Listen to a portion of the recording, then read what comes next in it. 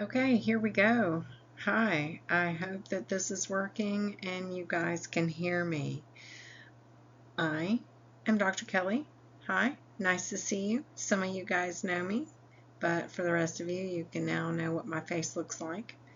Numeration systems, that's what we're going to do today. And numeration systems are really important, and I can't, emphasize enough that studying some of these kind of ancient numeration systems really helps children and even adults understand some of the other things. And so we're going to see how it goes. Okay, be kind to me. I'm just trying to learn how I'm going to negotiate this. It's been quite a journey with technology for me.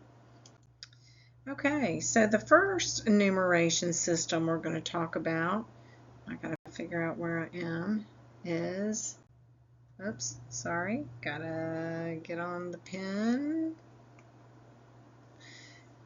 And let me see what color I'm on. Let's just see, make sure I've got it here. Okay, the first one is the tally system. And oh, I'm really a bad speller, you guys. Plus, I'm a little bit nervous. Haven't done this in a long time. And being recorded. So the tally system, and you can remember this from days of yore, where we just make marks. And remember, what did we do when we got 5? We crossed it over, right? And then we started over again. And this is one of the first numeration systems that you're ever introduced to. The next one we're going to talk about is the Egyptian. I hope that my handwriting gets smoother. Anyway, the Egyptian numeration system, so the Egyptian system, it dates back all the way to approximately 34,000 BCE, and BCE is before current era. So basically, when we actually started counting 0 for our years. So the Egyptian system has been around a really long time. And the Egyptians were the first culture to base their numbers in powers of 10. So the first culture to do powers of 10.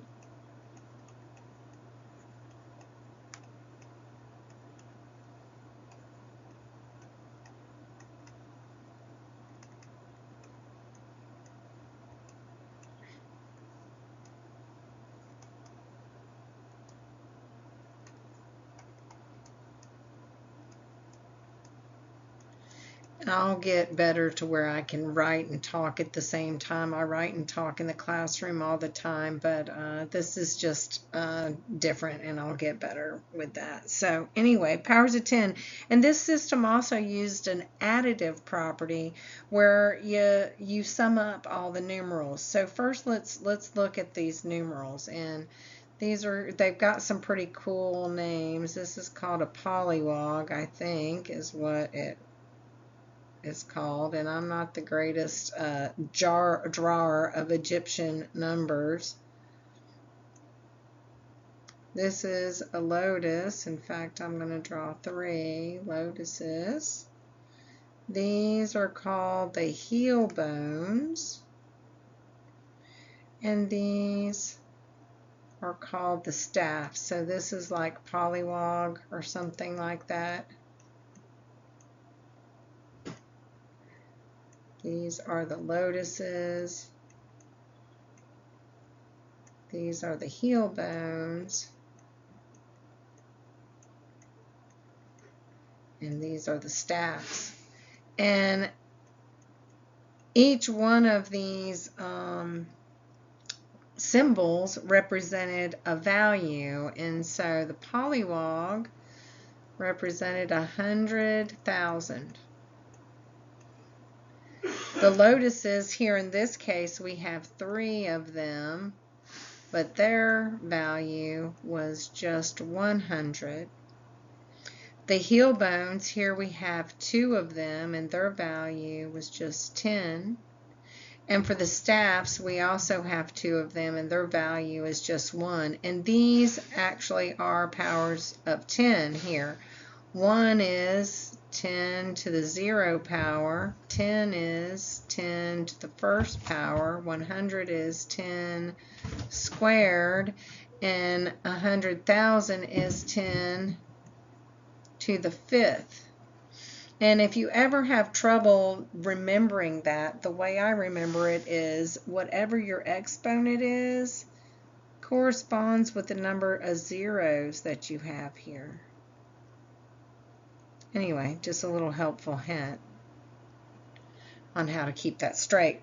Always helps. So if we were to have this number just for funsies, let's add up this number here.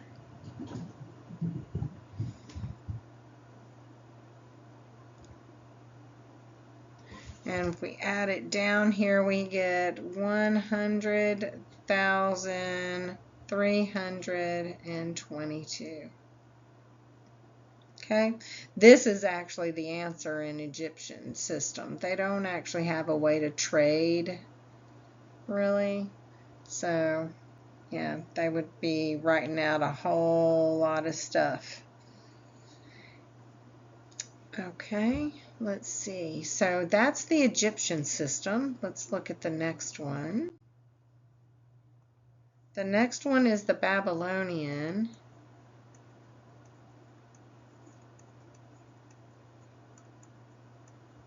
And the Babylonians, they were the first ones that did a place value system. I am just not going to be able to play system, and I don't know if you guys can hear that, but my cats have decided to run crazy, so hopefully nobody will jump up here and be nuts on my desk. So the Babylonian system, and please forgive my drawing here, this is a place value system, and the base numbers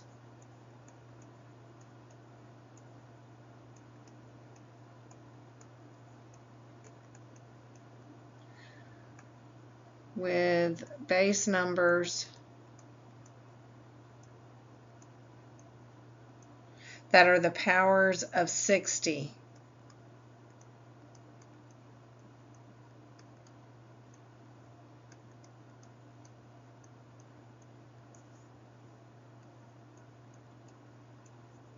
Okay, so I want to remind you, even though I didn't say it in this way, but the Egyptians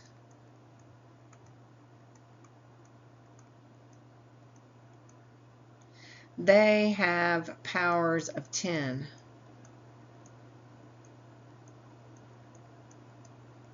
Okay.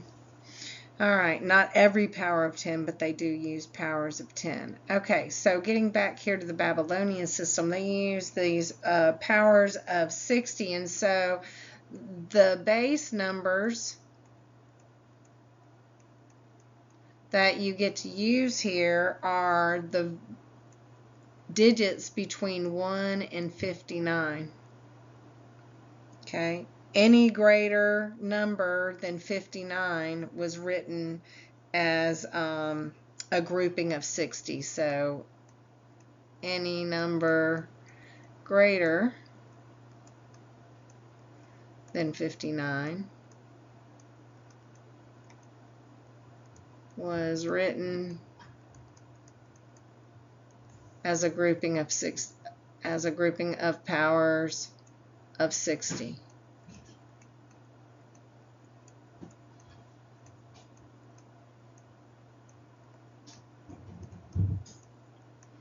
Okay, let's see here. So one way you can think about this, especially when we do some computation with it, one way you can think about this is remember with a number, the value, the place value of the number is greater the further left that you go. So here, I like to think about it as like a little place value chart.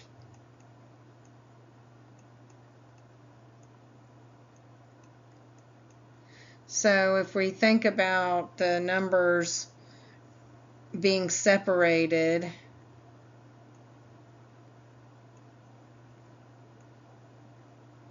and let's just take a 1, 2, 3, 4, 5-digit number, then the first place value here on the first digit would be 1, which is also equal to 60 to the 0 power. Anything to the 0 power equals 1. So here the place value is actually equal to 1. The second, let me do this in a different color. All this red's a little bit too much. I'm very much a color girl, so let me do this in purple. So we'll go 1, and that's 60 to the power of 0. Okay, moving to the next unit over, like in our number system where it starts as 10 to the 0 power, and then we go 10 to the first power, and then 10 to the second power. Next one is going to be 60 to the first power. The next digit is going to be times 60 to the second power, and then so forth. So the further up the row you go in the number, the powers of 60 get multiplied. Let me do some examples. I got a couple of examples for you, so let's see here. Oh, let's also get the digits that we actually deal with, and we have these guys that indicate basically 10 units, whatever a unit is, but 10 units. And then we have this guy, and I don't draw it nearly as nicely as the Babylonians did, and then we have this guy that's equal to approximately 1 unit, whatever their unit is. Okay, so let's get over here to our example, and our example, I've got 4 of them. So our first one is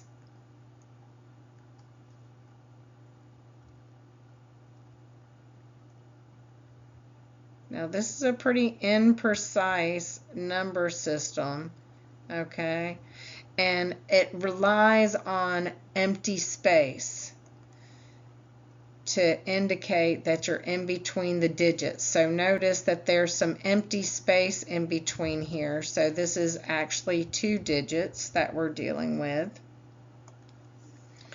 This first digit right here on the left is 2 times. This is worth 10 units, so 2 times 10. And it's in that, this is the rightmost space, it's in this space, so times 60.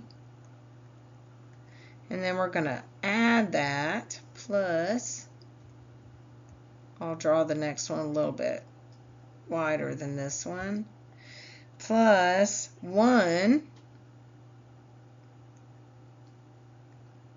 because there's only one of them, times 1, which is the value of 1, times our position here, and I'm going to write it as 60 to the 0 power just one time here, just so you can see that we're actually making a pattern here.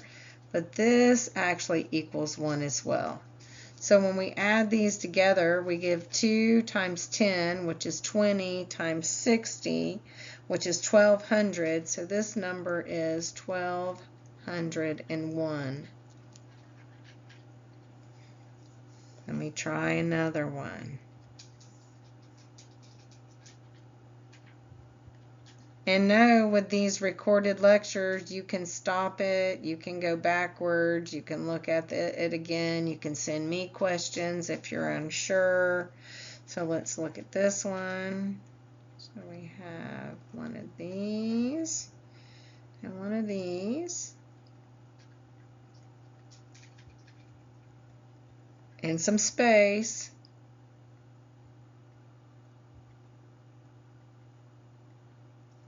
And then 3 of these.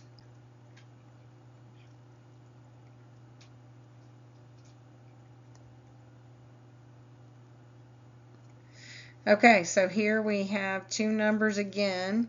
In this case, we don't have 10 plus, well, what we have here is actually 10 plus 1. Like we had here 20 plus 20. This is actually 10 plus 1, so we have 11 multiplied times the 60 plus, here we have 3 times the 1. So when we work all that out, we have 660 plus 3 is 663. Okay, let's try another one. I don't know if I can move my picture or not. Let me just try real quick. Probably cannot, but I don't know this. Nope. It just makes me draw on it. Okay, well, I will make it work.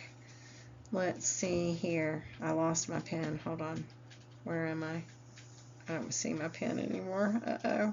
Okay, there it is. Found it. All right, that little blue dot was hard to see.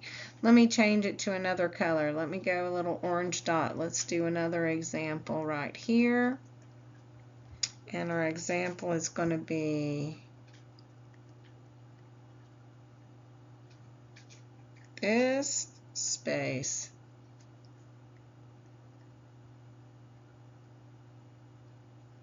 this space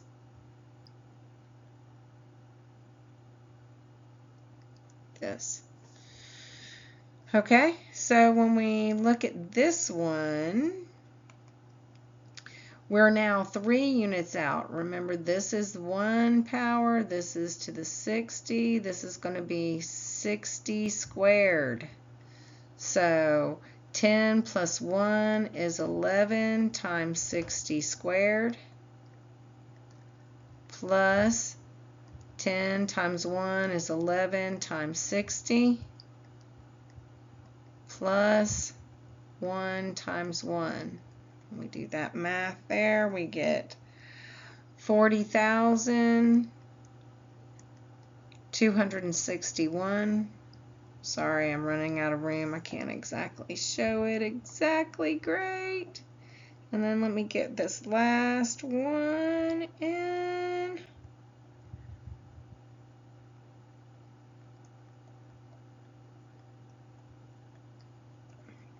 Okay. One of those.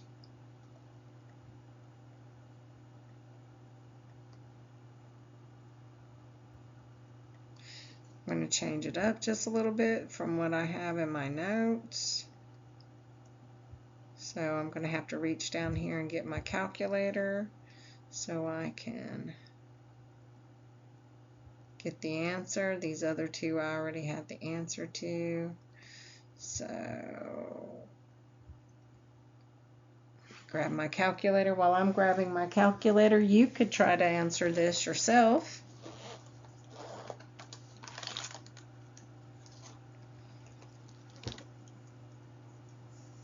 So when we break this out, I gotta find the pen again. There it is. Okay. So when we break this out this time, I lost it again. Hold on, y'all. Here it is. Okay. So this is the ones. This is the 60. This is the 60 squared. This is the 60 cubed.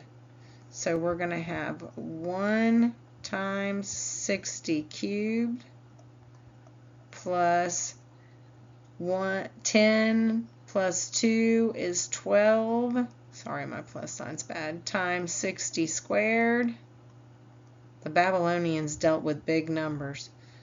Plus 21, 2 10s and a 1, times 60, plus 3. All right, let's figure that out. If we were actually in class, one of you would have already figured it out for me, and I wouldn't be having to do this, but this is the way we've got to do this. 60 cubed plus 12 times 60 squared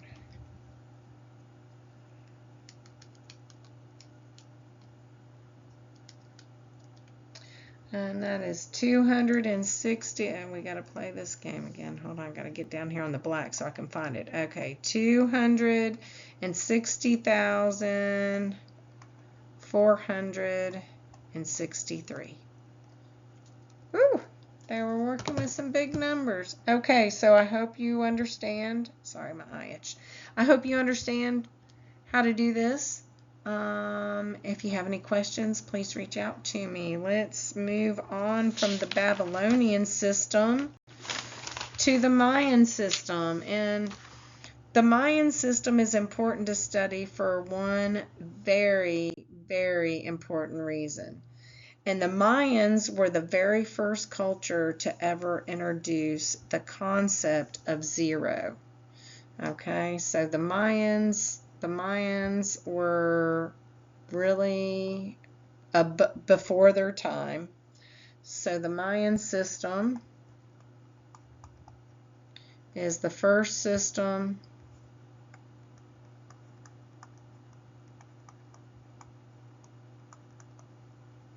to introduce the idea, I'm going to call it the digit 0. And they used it a lot in holding places. Notice that big last Babylonian number. It was like a huge number. So you could imagine that they were going to have instances in their recordings of whatever they were doing. They were going to have instances where they were going to have to write a 0 somewhere. So anyway, here it is. Mayan calculations are done vertically, okay? Not like the Egyptians. The Egyptians basically worked across, and so did the Babylonians, just across in lines horizontally. But the Mayans also were the first people to really work their calculations vertically as well. So they work vertically.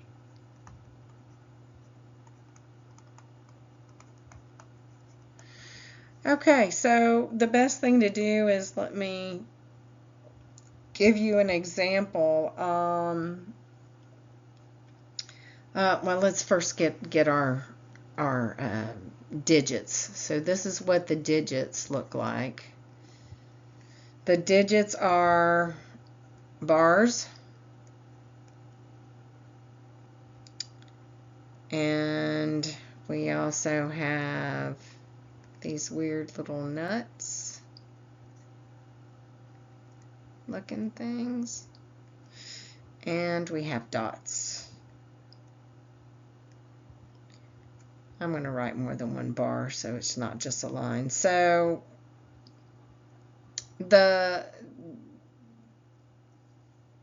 it's hard to explain. Hold on. Let me just give you these symbols and let me give you the pattern also. So just like there's a pattern with the Babylonian, there's also a pattern with the Mayan, and it's nuts. So just hang on here with me. So we're going to start at the furthest one. So down here is going to be 1. Okay.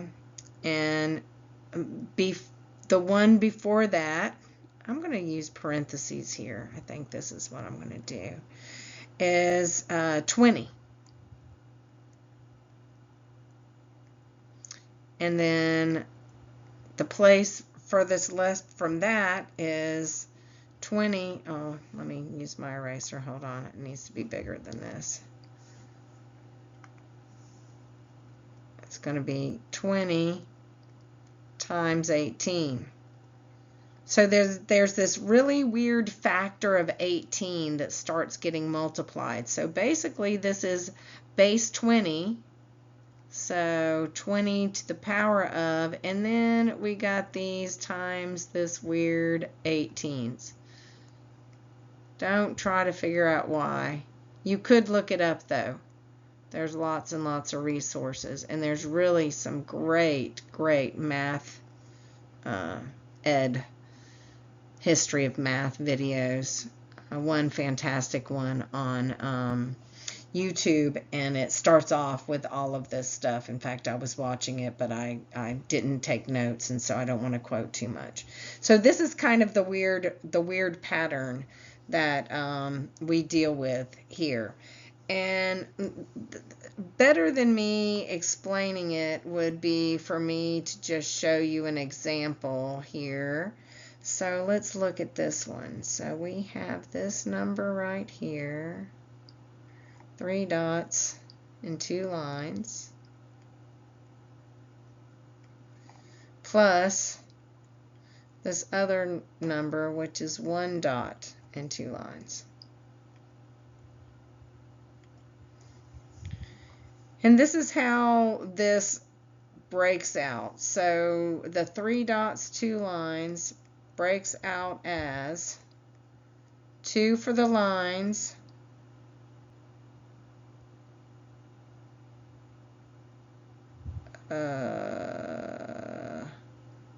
hold on, I'm just going to do it times 5. You guys are going to see me live right here just eating all sorts of words, and you're going to see what happens when you aren't 100% sure about what you're teaching here. Okay, so the lines are worth 5 units.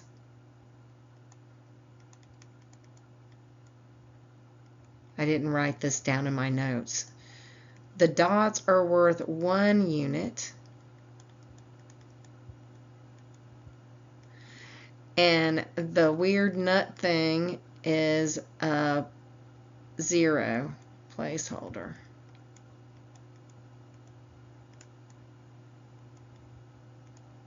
Okay. All right, so let's go back here. So this 3 dots with 2 lines actually reads 2 times 5, because we have 2 lines and the lines are worth 5. 3 times 1, because the dots are worth 1, times 20, because this is the 1s and this is the 20s. And if we had a row up here, it would be the 20 times 18 row. And if we had a row up here, it would be the 20 squared times 18 row. And that's why everything here is vertical. Okay. So there's the first one. Let's see, what is this second one then? Let you have a second to guess. Yep, there's 2 times 5 plus 1 times 1, and I am writing that because I want you to see the pattern. It's important for you to demonstrate patterns to your students, even if all the class is nodding heads at you like, yeah, we know what you're doing. You know, it's really good to always put in all the little steps. And a lot of times I might say in a more advanced class or whatever, I know you guys know how to do this, but this is how I'm trained, this is what I do. I want to make sure that nobody thinks I'm doing magic. You know, that everyone understands all my steps. All right. And so in this whole thing here is going to not be multiplied by 20, but it's going to be multiplied by 1, which I want to remind you, 1 in this case is 20 to the 0 power. Just so you're making the connections here a little bit. Okay? Now, don't try to make any great sense out of this, because this business right here with the 20 and then add the 18 and then we start squaring doesn't make any good sense to me. I'll have to do some real research on that. But anyway, now let's do the math across here, and this gives us 260 and this gives us 11, and so this value is 271. Let's look at one more example.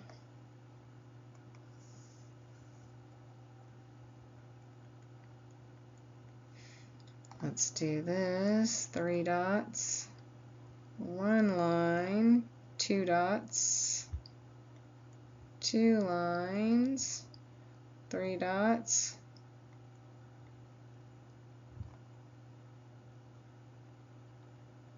3 lines, Don't worry, I'm going to do one more example that has that crazy nut in it. Let's do this one, make sure we're really on it here. So this is 1 times 5 plus 3 times 1, and this is the third number up, so that's the first from the bottom, second, third, so then this one we're going to multiply by 20 times 18.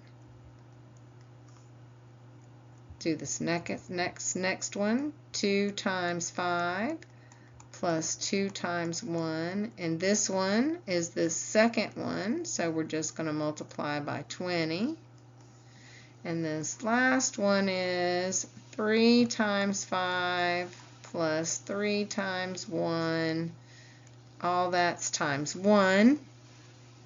And when we do the math here, this is 2880. This one is 240. And this is 18. And when we add all that up, we get, let's see, 8, 13, 11, 31, 38. Now, do always double check my arithmetic, because sometimes I am really bad at arithmetic. And if you ask my son, he will say she is always bad at arithmetic. Okay, and let me sneak one more example in here. Let me change the color. So one more example we'll do, and it's going to be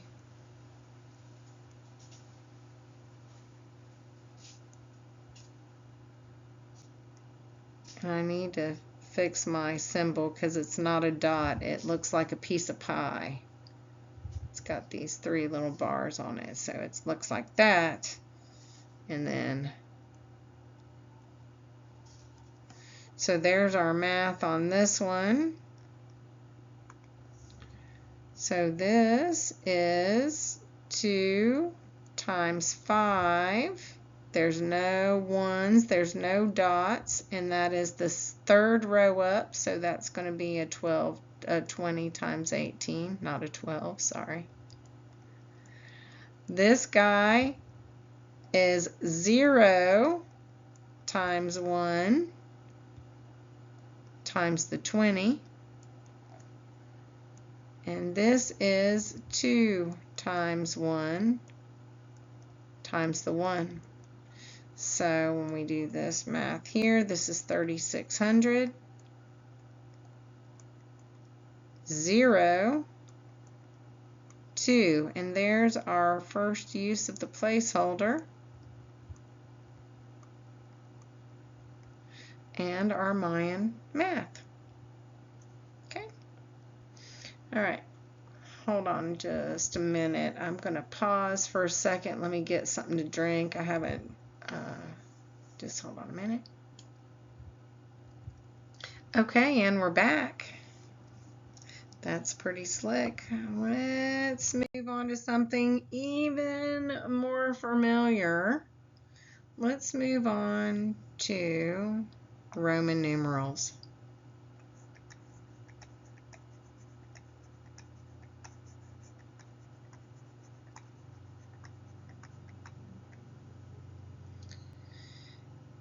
And Roman numerals are still used today. Students in elementary school are still learning Roman numerals, and there's a few reasons why, but one of the most important reasons why is they're kind of easy to handle. They've already learned letters.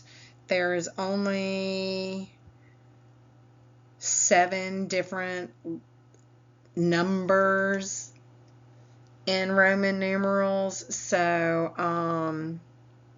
it's a good place to introduce children, kind of low stakes place to introduce children to the additive and subtractive properties, and also the multiplication properties before you're actually doing it with numbers. So that's kind of a trick a lot of times that happens, especially in the elementary school math. Now I'm going to yawn. Goodness. You're not boring me, promise. But as you introduce concepts that you're actually going to do in more concrete forms on our actual number system that we use, on other things to concrete the general idea. Anyway, let's get on to the Roman numerals. So you probably don't remember them. I never remember them, but the best example I have found is just to write out this number here. And this number in Roman numerals is M, D, C, L, X, V, and I. And we're going to write out what this is all equal to. So M is equal to 1,000 plus D is equal to 500 plus the C is equal to 100 and the L is equal to 50. The X is equal to 10 and the V is equal to 5 and the I is equal to 1. So you can see there's definitely a pattern here. I don't think there's a nice pattern to remember the order. I'm sure there's a mnemonic to remember the order of the Roman numerals. Maybe somebody can look that up and post it under this. I'll be posting the discussion stuff and everything today, so maybe somebody can post that mnemonic. That would be interesting. But anyhow, so these are the values of all the numbers, and let me just remind you that we can stack them all together. So here's another example of another one. If we were to say C, C, C, X, X, V, I. If we wanted to figure out what that number is, that is 3 times C. Well, let's go up here and label these guys real quick. So this is M, this is D, this is C, this is L, this is X, this is V, and this is I. Okay.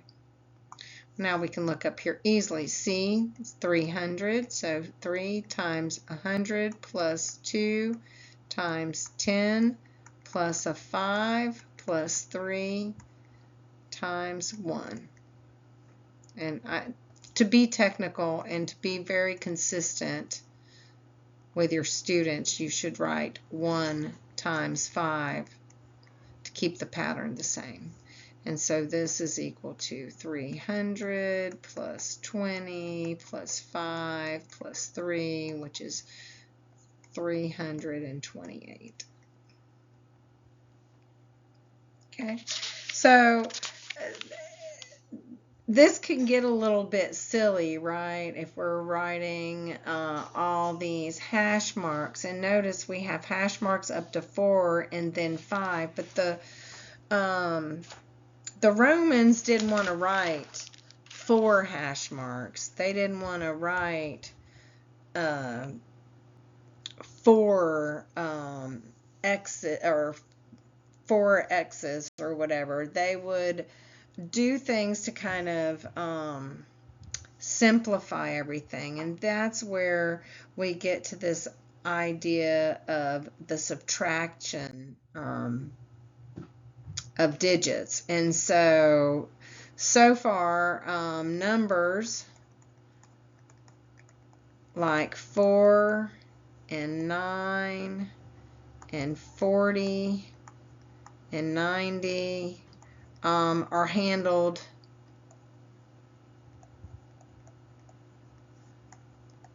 by subtraction. And this is the first culture that did that. So let's see here. 4 is given by I V. That is the 1 in front of the 4, and you kind of read it as 5 minus 1. 9 then is given as IX, and you could read that as 10 minus 1. So the idea is if there was a value to the left that was smaller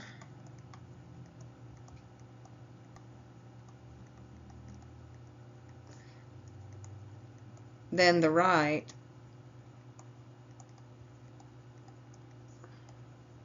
we do subtraction.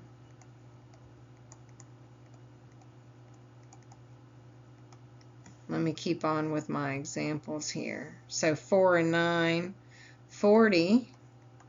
To do 40, 50 is L and X is 10, so it would be XL. 50 minus 10. If we wanted to see 90, 100 is C, so we're going to take 10 away from 100.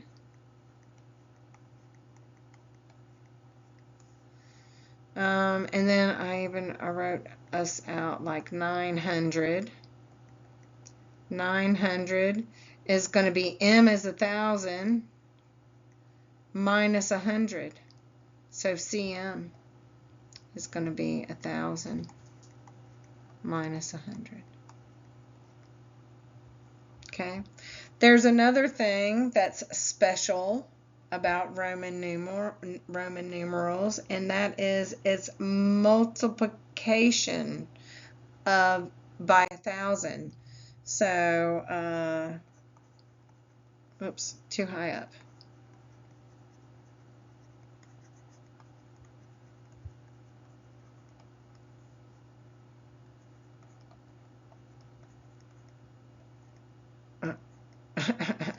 Sorry. So Roman numerals also allowed for subtraction.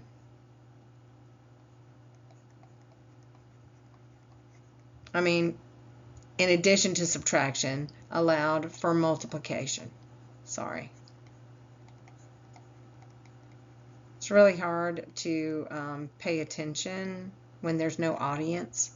It really is. Anyway, I know you're going to be watching this, so I'm trying to pay attention. I know I've said this 57 times, and I'm going to say it 58. I'm going to get better with a little bit of practice. Okay, Roman numerals also allowed for multiplication. This was not just any old multiplication, but multiplication by 1,000. So they had a symbol for it, and let's take a look here.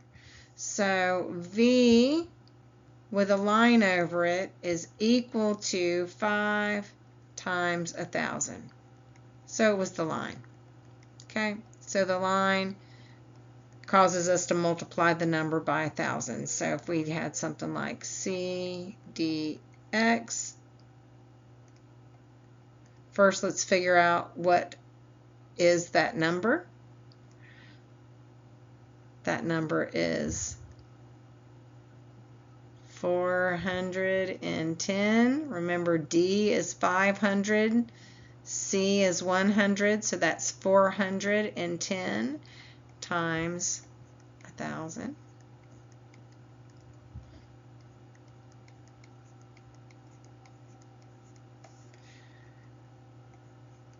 And then we could stack them. This will be 5 times 1,000 times another 1,000.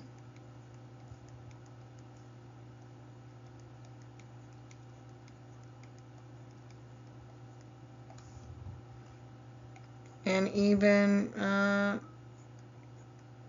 as many times as we could. CXI is 111.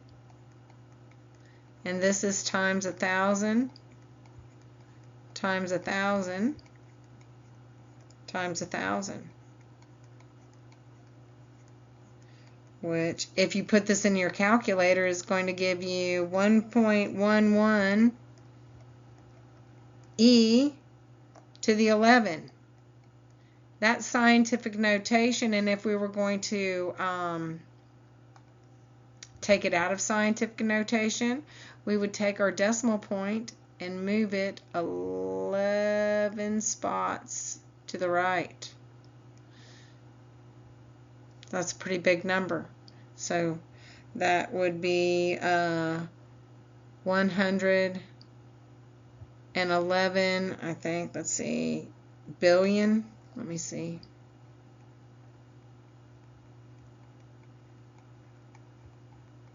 Yep.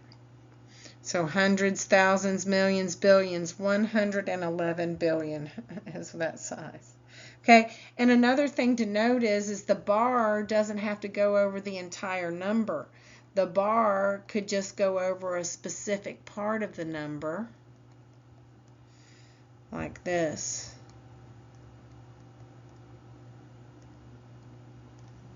Like that. And this is 110 times 1,000 plus 1. That would be 110,001.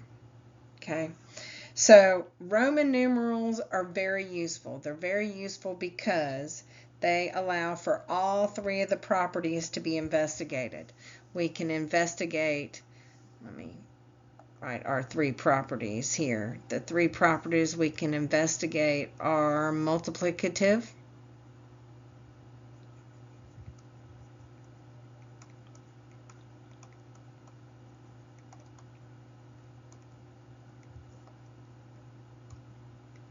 additive,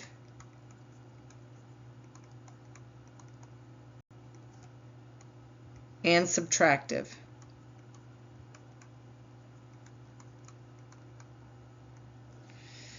Okay, so that brings us all the way around to the numbering system that we use today. And the numbering system that we use today is called the Hindu Arabic.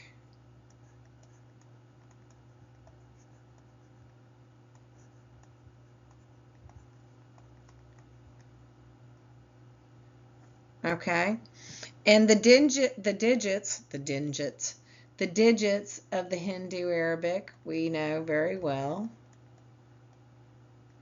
0, 1, 2, 3, 4, 5, 6, 7, 8, 9. We can build any number using these digits. Okay, I'm just going to click off a whole bunch of facts that we know about this, right? It's on a base 10 system.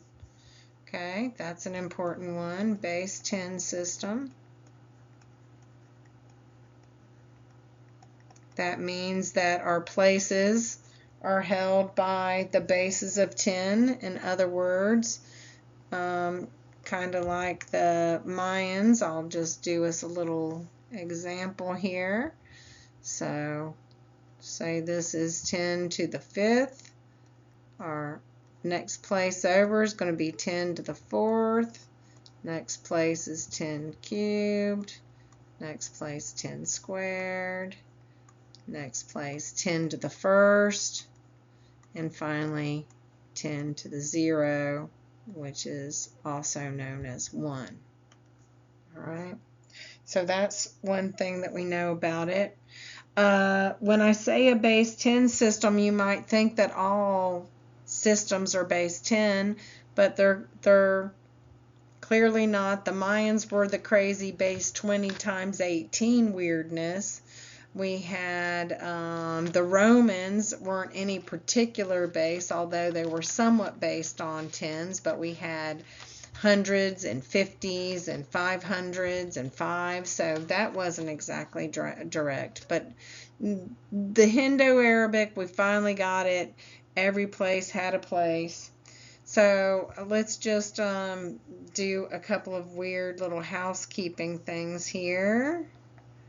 Like the this number 732, 456 is read as 732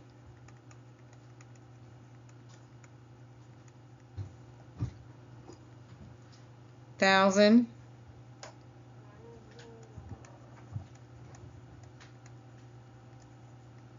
400. Sorry, my son just looked in here and that caught my attention. 456. 456. We don't say and. We just say 56. We don't use the word and in here. We will talk about that later, but this is what we stick with. We don't use the word and I also want to keep you abreast of the fact that we've just started with numeration systems. Then we're going to go to whole numbers. Then we're going to do fractions, I'm sure, and then we're going to do decimals, and that's going to be kind of like the progression through this. And every unit we're going to learn how to do different things with whatever kind of number we're dealing with in that situation. So for chapter 3, so far everything's whole numbers. I have not looked forward to see what chapter 4 involves yet. I'm just literally I'm just right ahead of you because this isn't a course I've ever prepped, that I have prepped, I mean, it's been 20 years since I taught it. Okay, the other thing that we want to talk about here with the Hindu Arabic thing is it's got each digit has a place value. And so let's talk about the place value of every digit. So here for the 7, it's in the 100 thousands.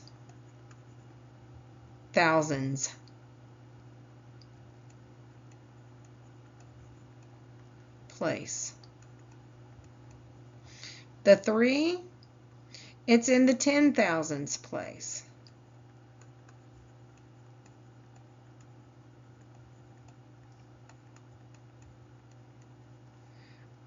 Two, it is in the thousands place. Notice that isn't a TH there. When we start doing THs, that's when we're talking about decimals and parts and pieces. So this isn't the thousandth place. This is the thousands with an S place. The 4 is the hundreds.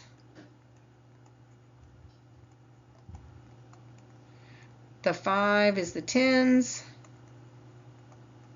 Sorry, I'm getting lazy here. And the 6 is the ones. All right, and so this is the place values.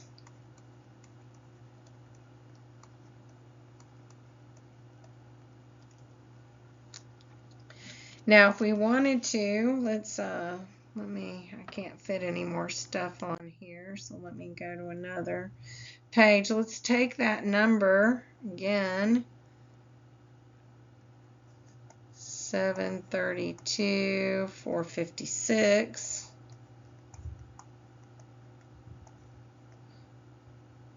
And let's write it in expanded form. That's an A. So expanded form happens, and you'll see it when we break it out as if we were going to add all these pieces together. So we have 700,000 plus 30,000 plus 2,000 plus 400 plus 50 plus 6. So this is the expanded form.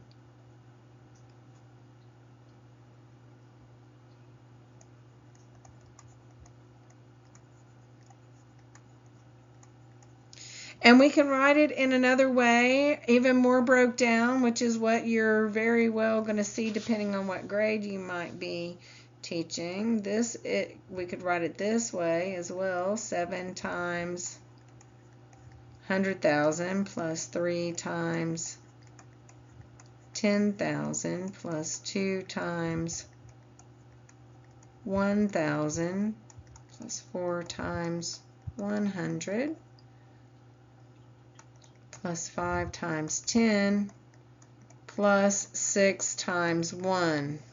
Okay, and then we can be a little more advanced with it depending on what level we're teaching. We could write this as 7 times 10 to the 5th power plus 3 times 10 to the 4th power plus 2 times 10 to the 3rd power plus 4 times 10 squared plus 5 times 10 plus 6 times 10 to the 0 if we needed to write it that way.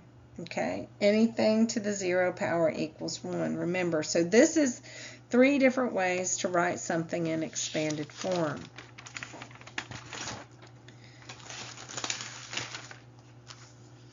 Now, we're going to kind of shift gears a little bit, and we're going to still be talking about this kind of idea of building our numbers from the components from our placeholders. We're still going to be talking about that, but let's move to talking about our first kind of manipulative that we're going to talk about in class here, and this is going to be the base 10 blocks. And you guys might be young enough in general to remember using these in elementary school, because I've been teaching a long time and I was teaching teachers how to do this 20 years ago. So chances are pretty big that you know what base 10 blocks are, but I'm going to act like you don't know what base 10 blocks are, okay? So first, because we're not sitting in the classroom and we don't physically have them in front of us, you guys have to suffer with my very poor drawing. But I think you'll get the gist, right? Okay, so base 10 blocks. We have them and they have place value. So we have the unit block,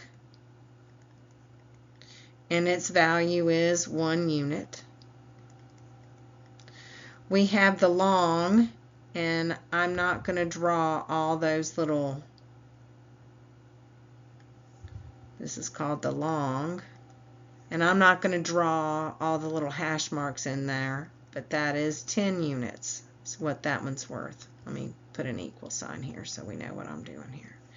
Then we have the flat, which again, I'm not going to draw in all the hash marks. I do encourage you, for sure, if you don't look at your textbook for anything else, that you look at your textbook and go to those classroom, I can't remember what they're called, but they're like recreations from the classroom, like worksheets and stuff, and they really are very accurate. So I suggest you look at that kind of stuff if you can. If you don't have access to it, let me know, because I assume you have access to the entire textbook. So let me know.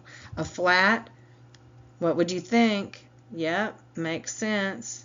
100 units. Notice we're going up by powers of 10 here. This is 10 to the 0 power. This is 10 to the 1 power. This is 10 to the 2nd power. So our last size is the block.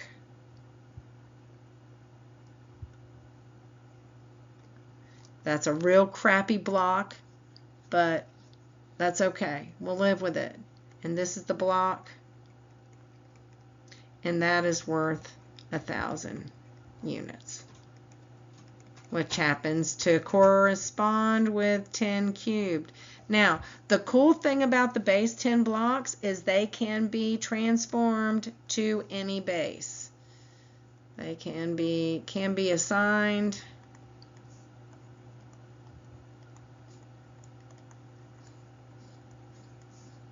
and used for any defined base. And we'll see what I mean by that later, but I just want to write that down while I'm thinking about it. Okay, so the base 10 blocks are great because students use them to visualize numbers, and regrouping and things like that are very, very helpful as we get introduced with the whole numbers and adding and subtracting and multiplying, in fact, as well. Okay, so it's important for those visualizing. So if we were in the classroom, sorry, my leg's falling asleep sitting in my chair cross-legged. Okay, so if we were actually in the classroom, we were all sitting there, I would have sets of these for us to play with. All right, and we would do this physically. But since we don't have that, then I am going to give us a problem similar to your textbook. So we want to, and let me get a decent color to write in down here, sorry. We want to trade, oops, writing too high. We want to trade 11 flats, 17 longs, and 16 units to the fewest blocks.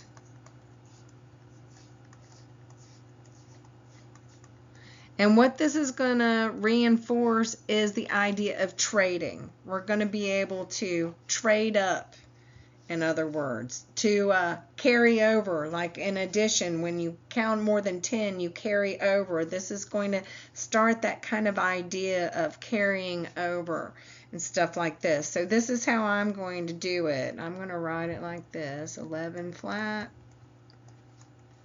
17 long, 16 unit, and then you want to work from the smallest digits over, right? You want to go small to big because we're going to trade in units. Units traded in turn into longs. Longs traded in turn into flats. So we want to work in this direction. And we'll look at the units first. There are 16 units, so we can trade 16 units. We'll be able to keep 6 units, and that adds us 1 long. Okay, so that's our first way through.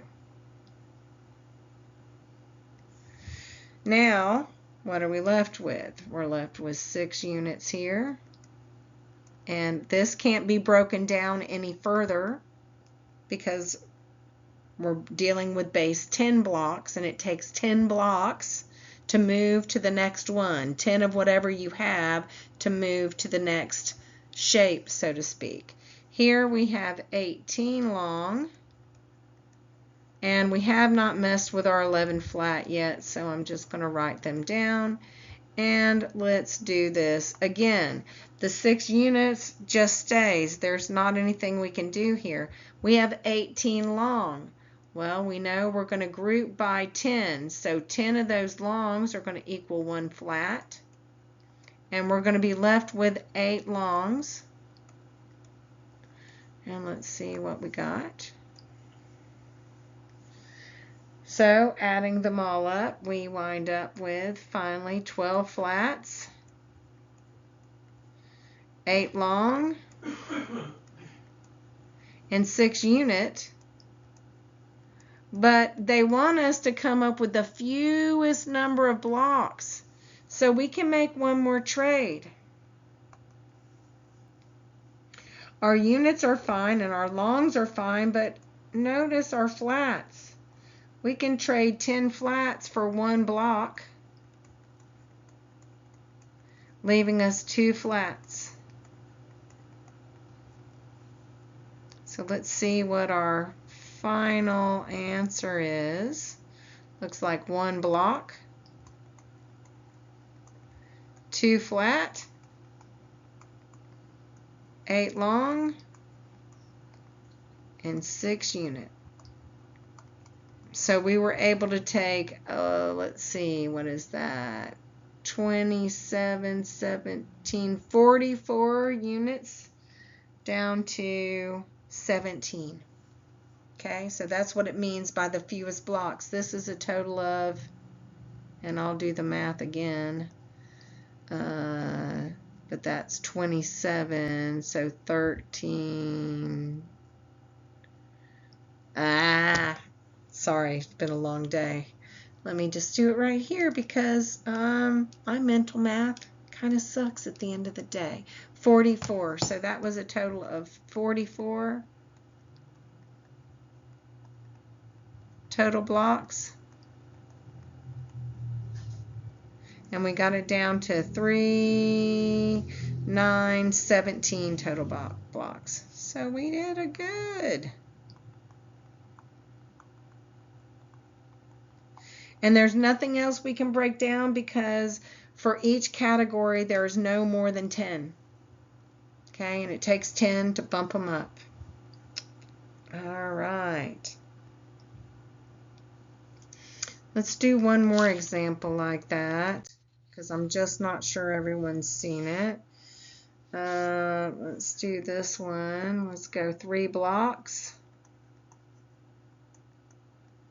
12 flats, 11 longs, 17 units. All right, let's do our first trades out. I'm going to start down here with that 17 units. That's 10, right? So that's going to give us 1 long here and leave us 7 units here.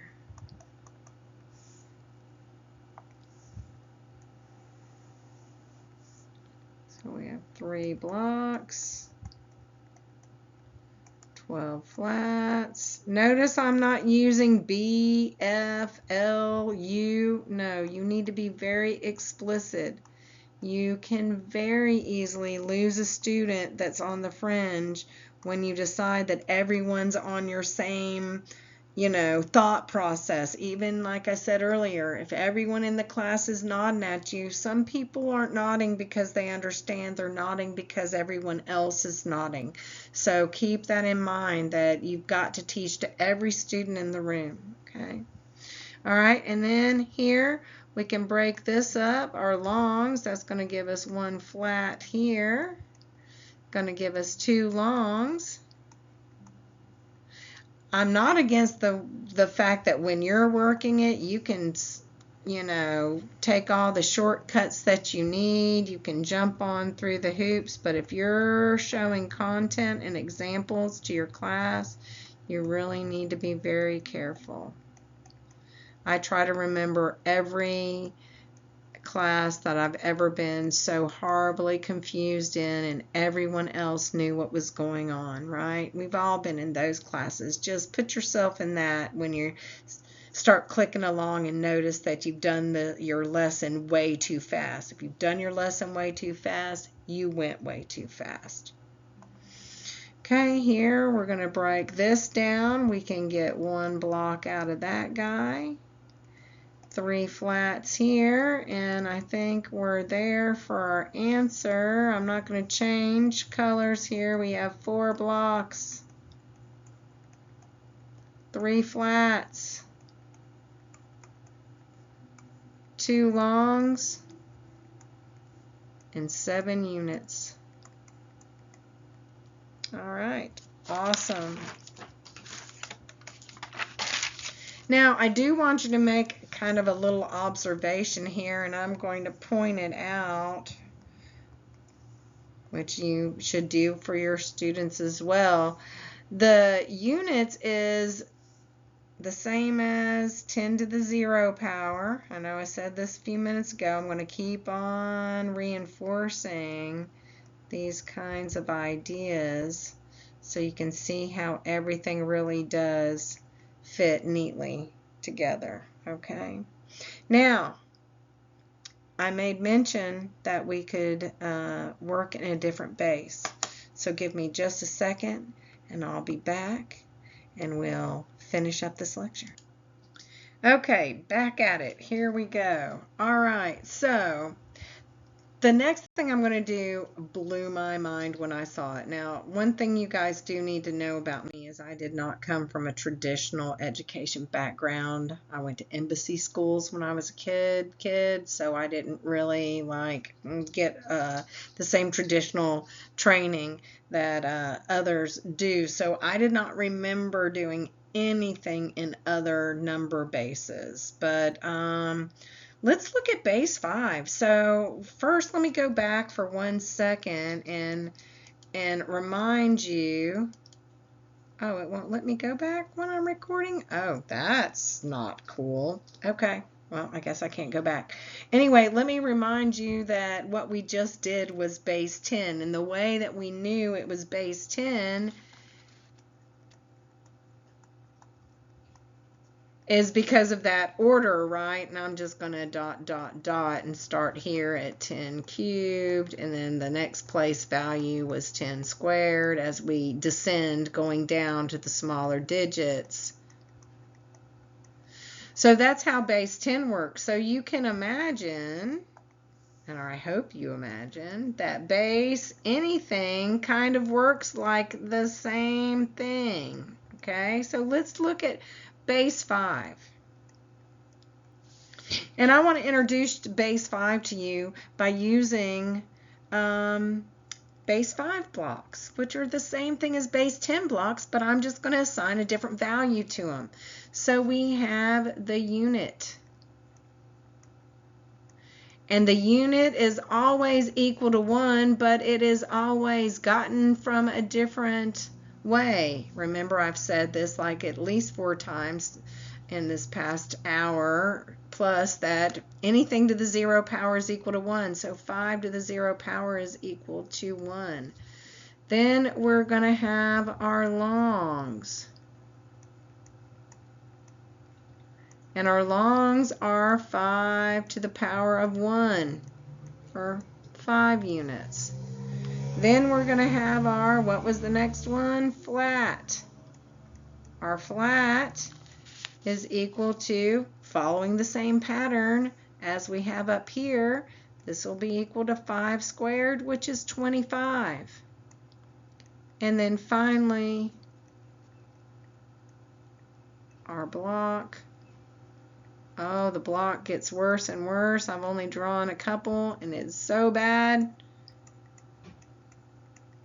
And our block is 5 cubed, which is 125. Okay, and in fact, in base 5, it can go infinitely, right? But we're only going to deal with so many, and you can imagine how big these numbers are going to get, just as the Mayan numbers got large. Okay, so first thing we want to do is understand how to read a number in base 5. So let's do that too, and then we'll start working in it a little bit.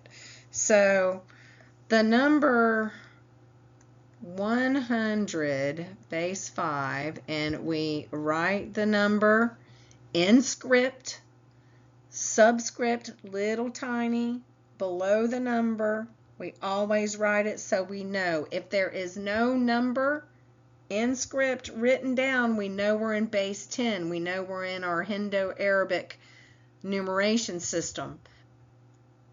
But if you're going to do anything in base 5, base 2, base 12, base 7, base 38, any other base, you have to write down what base you're dealing with. Okay, so 100 base 5 looks like this. So let me show you just kind of a cool little way that we can figure this out. So you write the number, and you do these little diagonals here. This is how I do it anyway. You can figure out your own way. And so this first diagonal here represents the unit.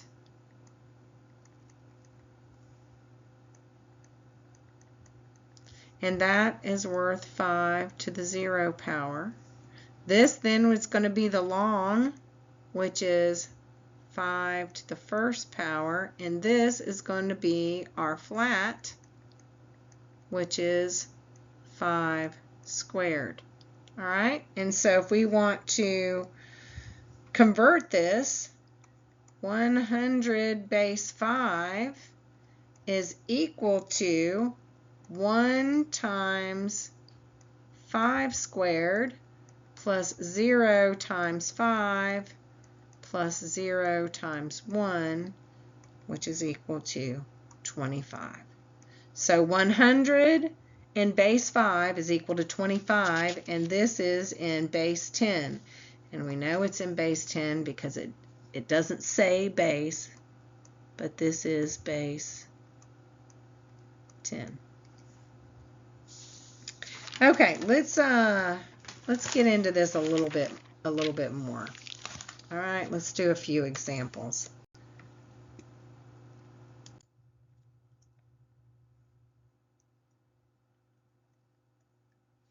Okay, let's start kind of with smaller numbers. So 14 base 5. Now, you can read this on the top as this is to the power of 1, and this is our 5. So this is going to be 1 times 5 plus 4 times 1. That's going to give us 5 plus 4 equals 9. Okay, so 14 base 5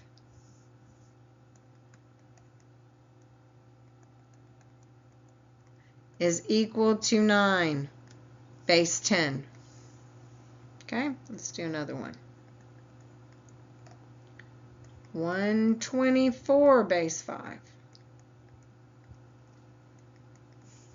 Now, just like I did here, this is times 1, this one's times 5, and this one's times 5 squared. So, let's do it. We're going to have 1 times 5 squared plus 2 times 5 plus 4 times 1. It's going to give us 39. So 124 base 5 is equal to 39 in base 10. Let's do another one.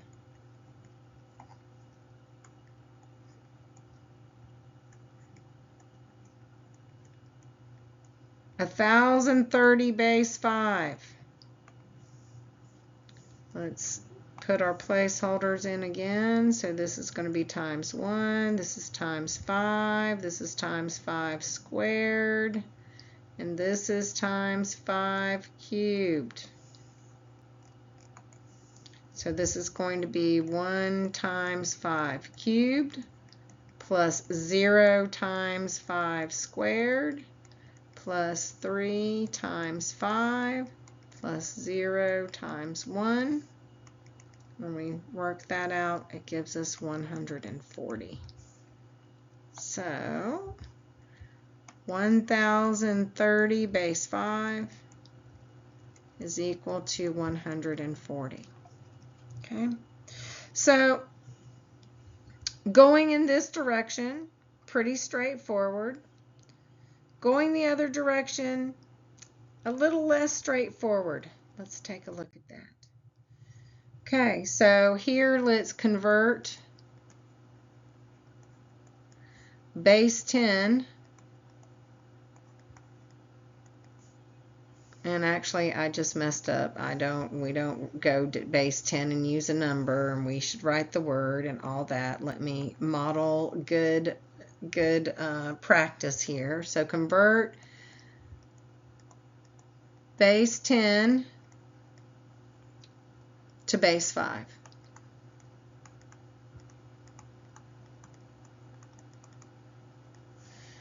All right, so remember the idea is that we're going to rewrite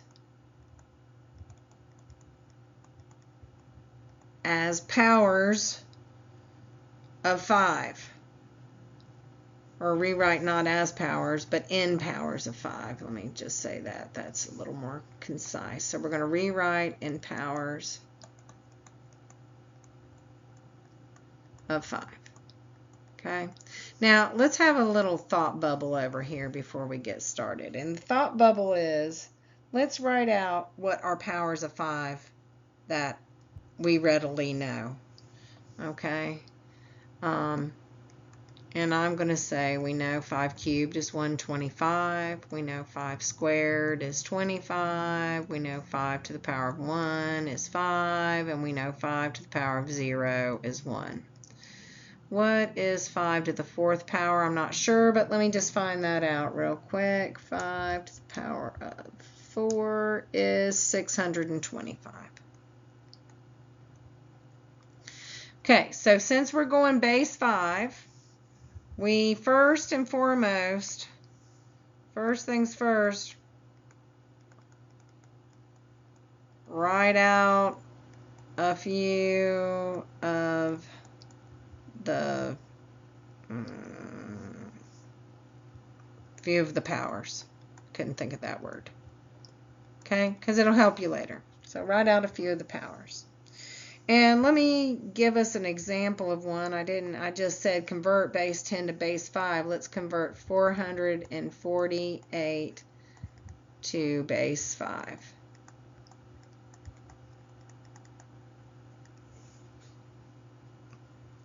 So this is how we do it. And this is going to look crazy. And I promise you I've got a couple to do, and then we're going to look at another couple of bases, so you're going to see this technique for a few of them. Okay, so the first thing first is we write down our number, our base 10 number, and then we have this weird little top hat thing. Okay, and what we have along the side on the left are the powers of 5 that will go into 448. So the smallest power, or the largest power of 5 that will go into 448 is going to be 5 cubed.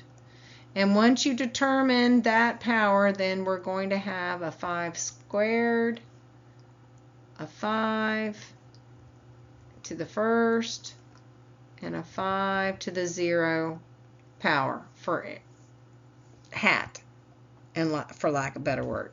Okay, now watch real closely how this works. So 5 cubed is 125, and we want to know how many times does 125 go into 448, and that is 3 times.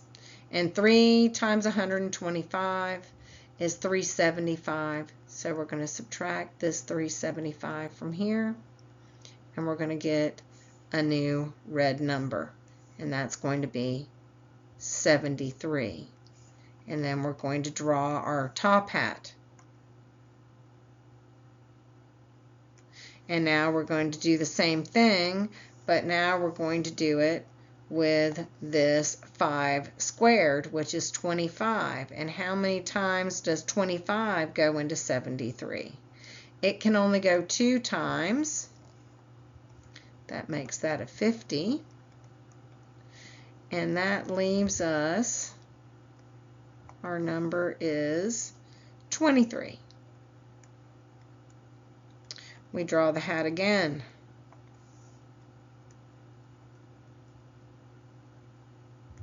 Now we're down to just stinking 5 here, and 5 goes into 23 4 times. 4 times 5 is 20. We're left with 3. Oops, sorry, let me fix that because I want to stay consistent with the colors. It's important. 3. And let me throw one more hat on here and do 1. 1 goes into 3 times. Okay, now the answer is on this side. This is now the base 5. So we get 448 is equal to 3, 2, 4, 3, base 5. All right.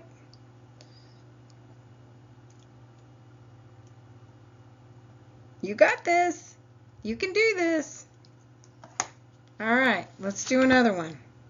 I have another example we'll do, and then we're going to take a look at base 2, and we're going to take a look at base 12, and we'll be done. Okay? All right, so let's do another one here. Let's convert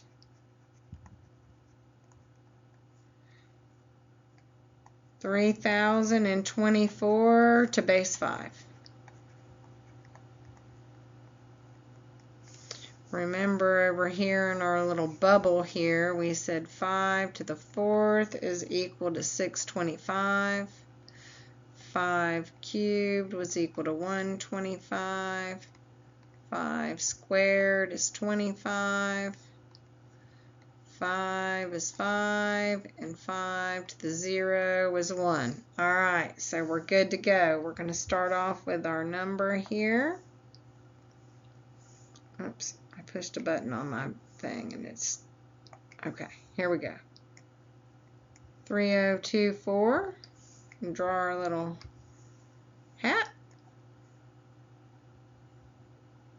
And I'm going to write down my powers of 5. Now, 5 to the 5th power is 3125, and that's larger than this. So 5 to the 4th power is as big as it's going to go here. So I've got 5 to the 4th, 5 to the 3rd, 5 squared, 5, and 5 to the 0 power. Okay. So 5 to the 4th power, that's 625. 625 goes into 3024 4 times. That's bringing us to a negative 2500. When we do that math, we get 524.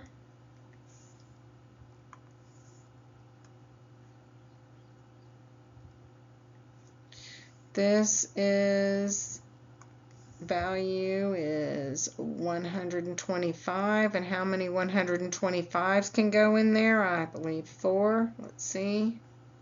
16.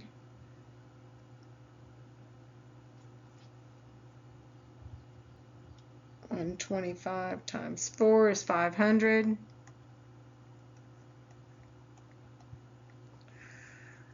I don't know why I said 16. Lost my mind. We got 24 again. Here we go. Now we're going to put in 5 this time. 5 goes into 24 4 times again. Oh, wait. I forgot one. Let's go back. Check that out. Be careful. I got off track. My stuff wasn't lined up, and I almost forgot 5 squared because I crunched up my work. So do be very, very careful, okay? Doing this on lined paper will help as well. Let's look at this 5 squared. 5 squared is 25. How many times does 25 go into 24? It doesn't. So we bring down the 24. You have to hold that place though. It's very important. This is a placeholder situation. Here we have the 5. 5 goes into 24 4 times, leaving 20. Bring down our 4.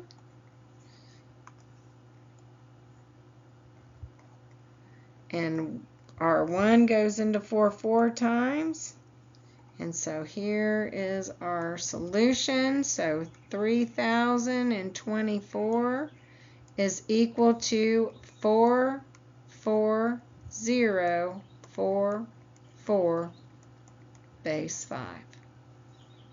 Okay, so let's move on from base 5 and let's do something in base 2 real quick. Binary is super duper important. It's what runs our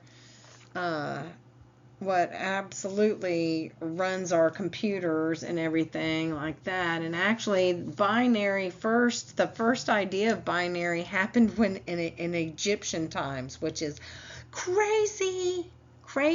Our computers communicate in a language that was first recognized in the Egyptian period. That's crazy.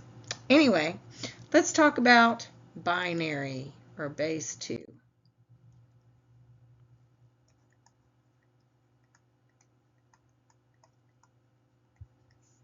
Also known as binary.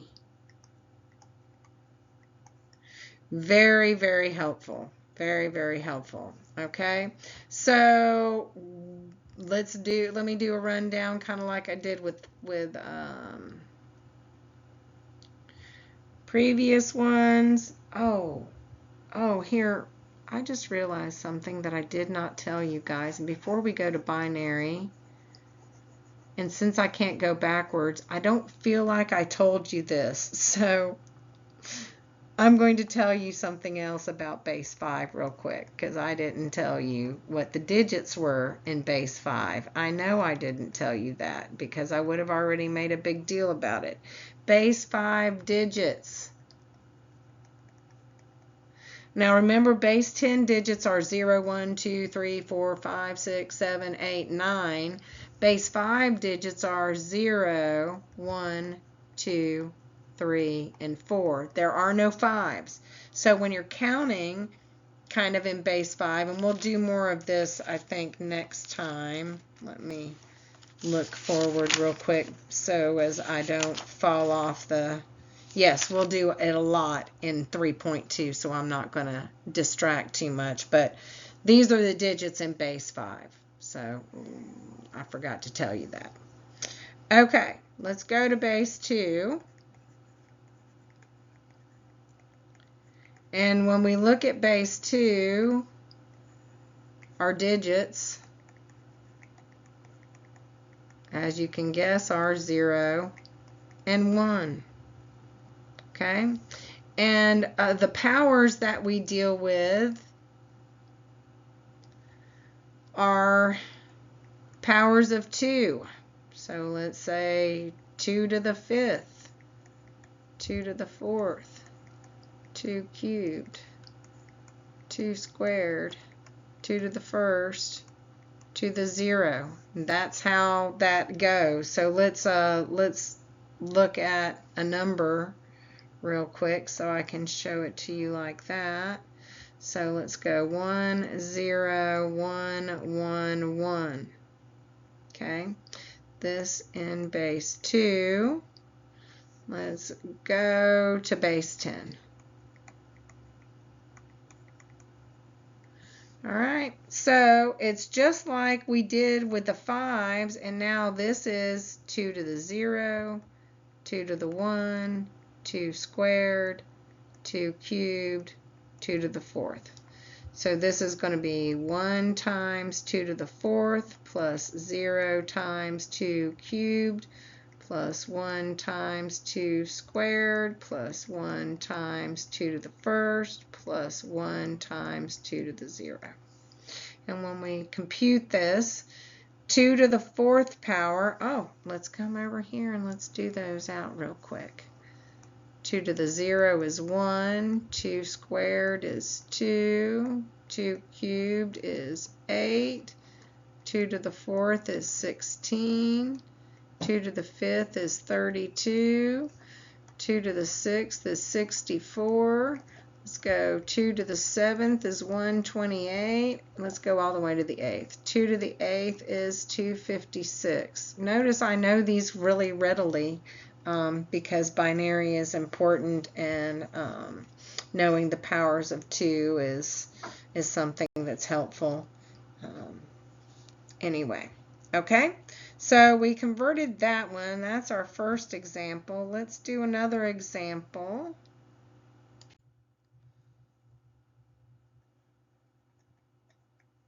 Let's take this number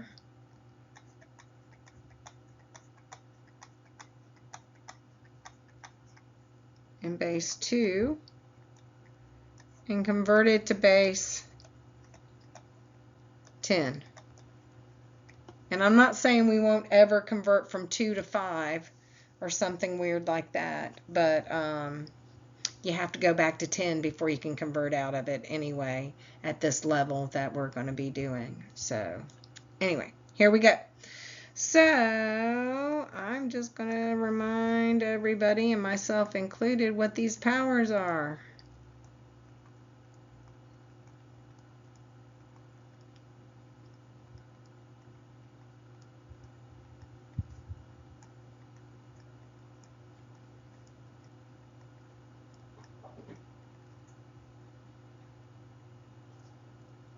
Okay, that's going to take up a bunch of room here. Here we go.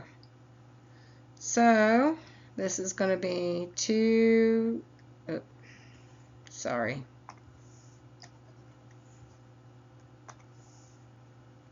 1 times 2 to the 11th plus 0 times 2 to the 10th plus 1 times 2 to the 9th plus 0 times 2 to the 8th plus 1 times 2 to the 7th plus 0 times 2 to the 6th plus 1 times 2 to the 5th plus 0 times 2 to the 4th plus 1 times 2 to the 3rd plus 0 times 2 squared plus 1 times 2 plus 0 times 2 to the 0 power.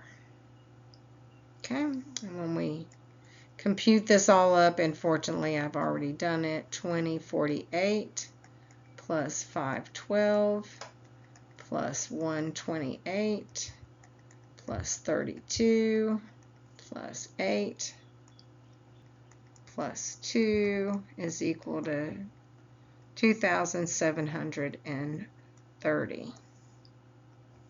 Okay, so 1010101010102 is equal to 2730 in base 10.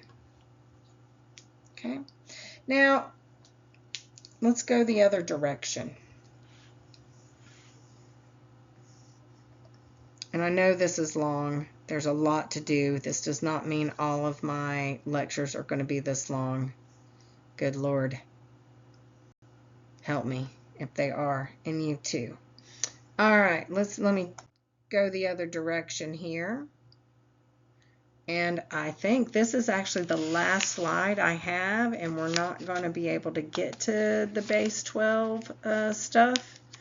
I might just be able to show you one quick thing, but this is the last slide in my PowerPoint, so I'm going to have to condense everything right here. So let's do this example first. Convert 37 to base 2. So it works the exact same way, and in this case we need powers of 2, and I'm going to write some powers of 2 here. 2 to the 5th, 2 to the 4th, 2 cubed, 2 squared, 2, and 2 to the 0. And we'll just do it like we've done it before. So I'm going to say 37 and put on the hat.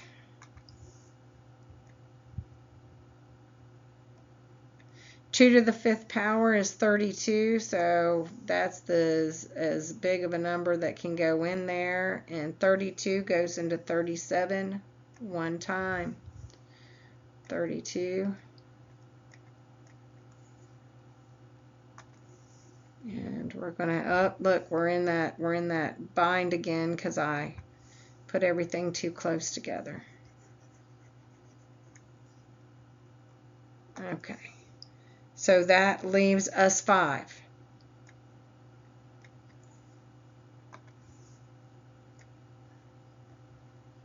Now you can't just now jump to 2 to the 0 power or 2 squared here, because we have to go down every one of the possible powers here.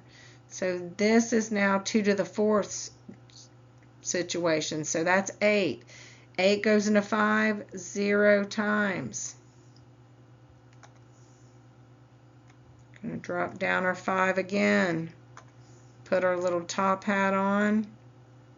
Oh, sorry, and that is not, okay. Yeah, this is too long for me to record in a straight row. I'm losing it. 2 to the 4th power is 16. Let me put 16 here. 16 goes into 5 0 times. 2 cubed is 8. 8 goes into 5 0 times. Get to bring our 5 down again. Throw our top hat on it. Our next power down is 2 squared. That's 4. 4 goes into 5 one time, with a 1 left over.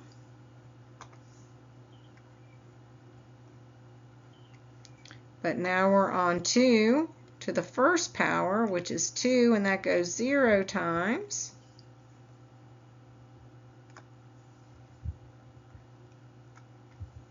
I meant to change that color, didn't change. So finally, we have 2 to the 0 power, which is 1, and that goes 1 time. So 37 is equal to 1 0 0 1 0 1 base 2. Okay, let me very briefly, and I do mean I'm going to be brief, let's talk about base 12 for a second.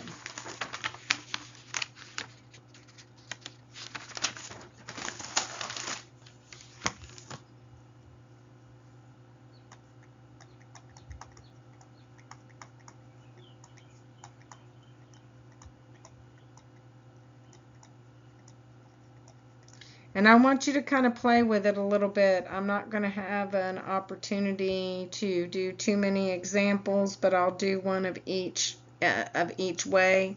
I'm not going to belabor it or talk about it very much. What are the digits? The digits are 0, 1, 2, 3, 4, 5, 6, 7, 8, 9, T for 10, and E for 11. We're working with powers of 12.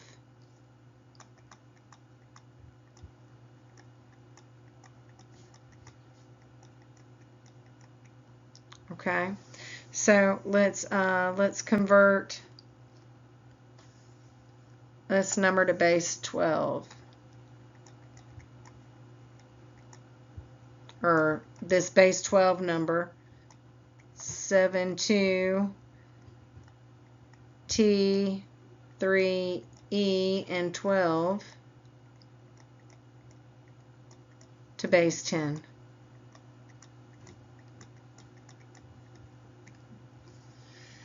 Okay, so we're just dealing with the powers of 12, so you should be pretty good with this. This should be 12 to the 0, 12 to the 1st, 12 squared, 12 cubed, and 12 to the 4th.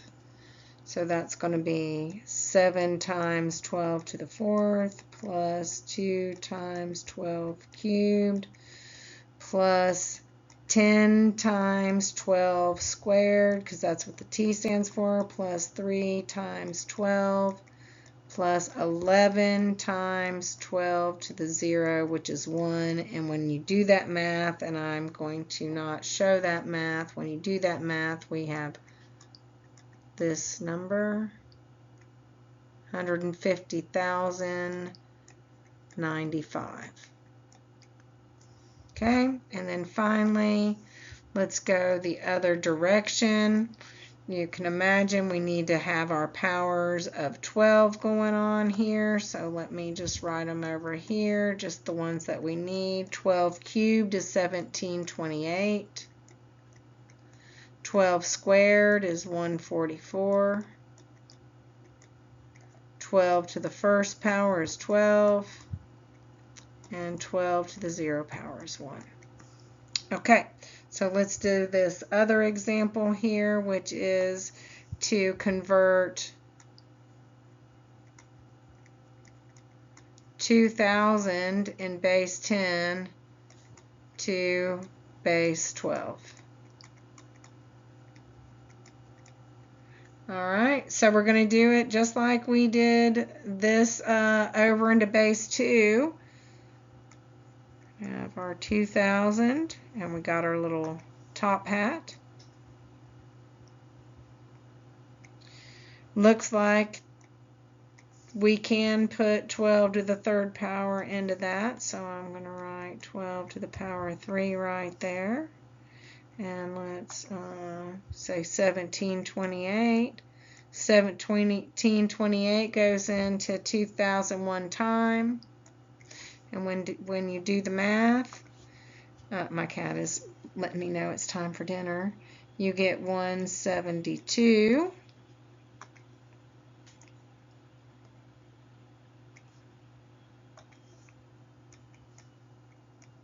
And do 12 squared, and in this case that's 144. And 144 goes into 172 one times. And when you do the math, you're left with 28. Draw the little hat. You're left with 12. 12 goes into 28 two times. Nice. And that gives us 24. And we're left with 4. Draw your hat. And then 12 to the 0 power is equal to 1. When we stick 1 in here, that goes 4 times. So let me give you the answer and we're done. 2,000 is equal to 1124 base 12. Okay, I hope you enjoyed the live thing. I know it went long. I don't anticipate it going this long, but there's a lot to talk about. Anyway, you guys, let me know how you feel about this. I hope that you like it, and I hope that this video renders so that I can get it uploaded to you. All right, thanks a lot. Have a great day.